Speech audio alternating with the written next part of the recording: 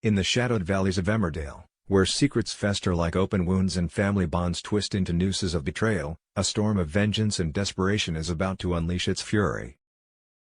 Picture this, a jagged cliffside, wind howling like a banshee's wail, as two men teeter on the brink of oblivion, one gripped by madness, the other fighting for survival. This isn't just another chapter in the village's endless saga of heartbreak, it's a heart-pounding descent into chaos, where love collides with lethal deceit, and the line between hero and villain blurs into a blood-red haze. As the week unfolds, Emmerdale erupts with revelations that will shatter alliances, ignite forbidden doubts, and plunge beloved characters into abysses both literal and emotional. Brace yourself for a tale woven with raw intensity, where every whisper hides a scream, and every glance conceals a dagger. The nightmare begins with John Sugden, a man whose charming facade cracks to reveal a monster lurking beneath. Victoria Sugden, her heart pounding with unspoken dread, confides in Paddy Dingle about her gnawing fears for John's safety.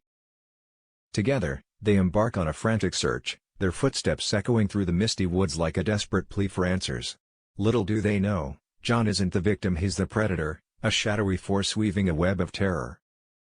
Meanwhile, Aaron Dingle, trapped in the suffocating confines of a remote wooden cabin, claws his way toward freedom, his breath ragged, his mind racing with the horror of betrayal.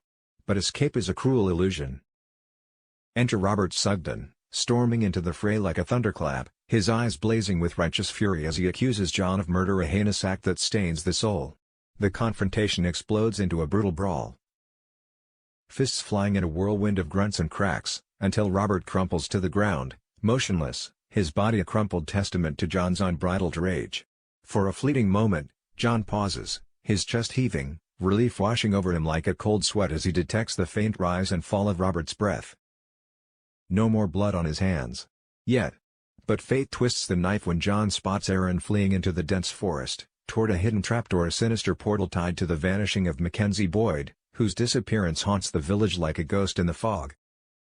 The chase is a pulse-racing nightmare, branches whipping like lashes, the ground treacherous underfoot, as John closes in on Aaron at the edge of a yawning gorge, a chasm that seems to hunger for souls. They face off, the air thick with tension, Aaron's eyes wide with disillusionment as John's torrent of lies unravels like frayed rope.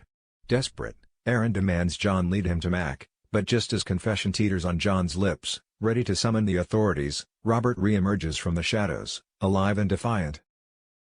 Betrayal ignites John's paranoia. He snarls accusations that Aaron orchestrated this ambush, luring Robert and the police into a trap to frame him. In a shocking surge of madness, John lunges, seizing Aaron in a vice-like grip, and with a guttural roar, hurls them both over the precipice. The world spins in slow motion, screams echoing, rocks crumbling as they plummet into the abyss. Robert, frozen in horror atop the cliff, watches their bodies crash below, limp and broken, before fumbling for his phone to dial 999. His voice cracking in a primal cry of anguish. Will the sirens arrive in time, or has John sealed their fates in this suicidal plunge? The fallout is a vortex of blame and shattered trust. Robert, battered and desperate, pleads his innocence to deaf ears. No one believes his frantic claims that John orchestrated the madness. Charles Dingle, her face a mask of seething rage, points the finger squarely at Robert, convinced he shoved Aaron and John into that deadly void. She vows vengeance, her words dripping with venom. "You'll pay for this, Robert, mark my words." But pause for a moment. Robert, with his checkered past of schemes and regrets, would he truly risk Aaron's life after the inferno of trials they've endured together? It defies logic, yet the Dingles close ranks like a fortress under siege. Cain Dingle, his voice gravelly with finality, declares to Victoria that the Dingles want no part in the Sugden poison anymore. Moira Dingle nods in grim agreement, leaving Victoria to stumble away, tears streaming down her face like rivers of betrayal. At the police station, Robert paces in anxious limbo, awaiting interrogation, his mind tormented by visions of Aaron's fate. Has John, in his final act of depravity, murdered Aaron to frame Robert eternally? Will John himself succumb to his wounds, taking his secrets to a cold grave? Aaron alone holds the key to vindicating Robert, his testimony the fragile thread of justice. But if he doesn't wake, what then? The village teeters on the edge of a witch hunt, with Robert's cries for fairness echoing unheard. Amid this maelstrom of violence, a quieter storm brews in the realm of hidden desires and genetic gambles. Charity Dingle, portrayed with raw vulnerability by Emma Atkins, attends her first ultrasound, a moment that should shimmer with joy but instead pulses with dread. Jacob Gallagher surprises Sarah Sugden and Charity by arriving early for the scan, his youthful enthusiasm a stark contrast to the shadows clouding Charity's heart. For Charity harbors explosive secret, believing the embryo transfer had failed, she sought solace in the arms of Ross Barton, igniting a passionate night that now haunts her. Is the life flickering on the screen truly hers, or the unintended fruit of her surrogacy for granddaughter Sarah?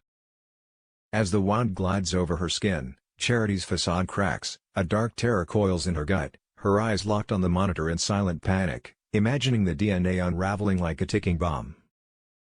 Sarah and Jacob remain oblivious, their faces alight with wonder. Later, they eagerly show Ross the ultrasound images, and he fights to mask his turmoil staring at what might be his own child, his mind reeling with forbidden possibilities.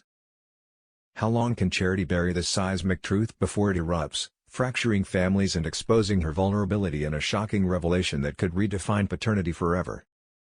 Elsewhere, the undercurrents of deceit pull Vinnie Dingle into deeper waters. Cami Haydick, sensing the cracks in Vinnie's composure, presses until the dam breaks. Vinnie collapses in confession, revealing how Mike assaulted and blackmailed him in a vicious web of extortion. Cami's fury ignites like wildfire, his protective instincts roaring to life at the thought of his friend's torment. Yet Vinnie, paralyzed by fear, refuses to involve the police, leaving Cami to seize the reins. Boldly, he infiltrates the LGBTQ+ forum where Vinnie met his tormentor, hatching a daring plan laced with risk. But when Cami confronts Mike face to face, the encounter spirals into unforeseen peril, words turning to threats, shadows lengthening as the situation teeters on violence. Will Cami's intervention dismantle the blackmail, or ignite a firestorm that engulfs them both, exposing vulnerabilities that could scar the village indelibly?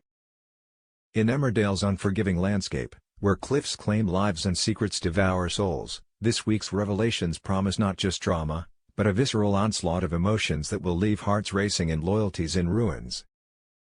Who will emerge from the depths unscathed? The answers hang precariously, like bodies over a gorge, waiting to fall.